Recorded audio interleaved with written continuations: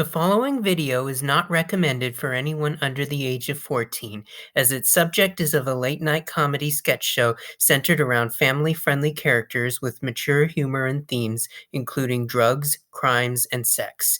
Viewer discretion is advised. Hello everyone, this is FlyingDuckManGenesis. Some of you may have heard of Robot Chicken, a late-night stop-motion comedy sketch show that airs on Cartoon Network's Adult Swim block. Robot Chicken uses action figures of family-friendly characters, including SpongeBob, Mario, and various Disney characters, and puts them in situations that are generally not family-friendly. Many of their sketches involve drugs, crimes, sex, or any combination of the three.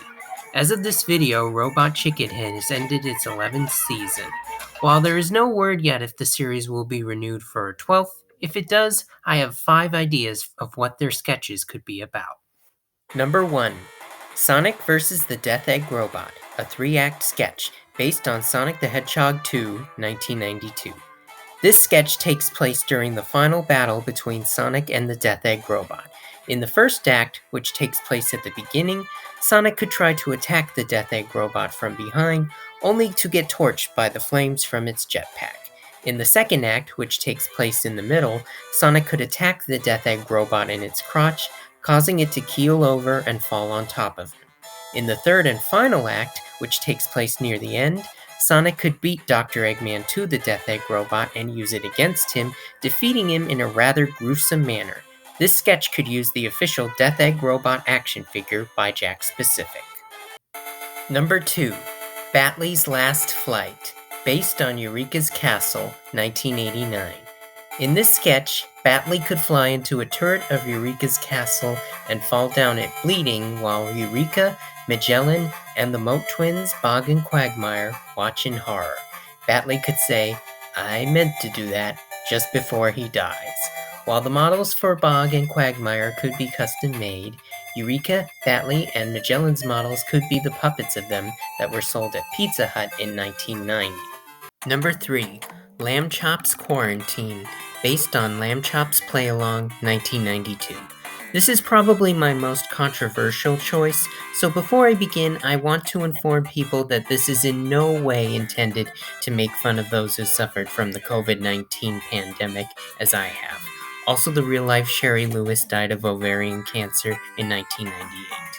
Anyway, in this sketch, Sherry Lewis is driven to the brink of insanity as Lamb Chop, Charlie Horse, and Hush Puppy sing a song akin to The Song That Doesn't End about how bad COVID-19 has become. The models for Lamb Chop, Hush Puppy, and Charlie Horse could be by Blue Box. Number 4. Lion Guard sketch, based on The Lion Guard 2016. In this sketch, Kion and his friends set off to save the Pride Lands from Janja and his clan of hyenas, or so they think, but they are confronted by a group of environmentalists who want to protect the hyenas. Said environmentalists call the Lion Guard out for trespassing in the Outlands multiple times to stop the hyenas from hunting animals in their own turf, and for saving an okapi that they befriended when he was the rightful prey of a leopard that had chased him from his own territory. They also call the Guard out for stopping predators who live in the Pride Lands, like Ushari the snake and Maku the crocodile. When Bunga tries to protest, he gets killed and or eaten by a hyena, given his status as one of the Lion Guard's least liked characters. This sketch could use the official Lion Guard figures by Just Play. Number 5. Behind the Music, the Jukebox Band, based on Shining Time Station, 1989. Similar to the Behind the Music, Dr. Teeth and the Electric Mayhem sketch, this sketch will have MTV's Behind the Music go behind the scenes of the Jukebox Band from Shining Time Station, revealing what happened to them after the show ended. Perhaps the band could go their separate ways after Schemer got rid of their jukebox and find new jobs. Tito's would likely be a banker, given how much he loves money. He could even swim in it Scrooge McDuck style. Dee Dee would likely be a hairdresser, given her hairdo. Tex and Rex would likely become employees at a fast food restaurant since they're both dressed like cowboys, and Grace would probably partake in equal rights rallies given both her race and gender. This sketch could use the bendy figures of the Jukebox Band, Stacy Jones, Schemer, and Mr. Conductor by Just Toys.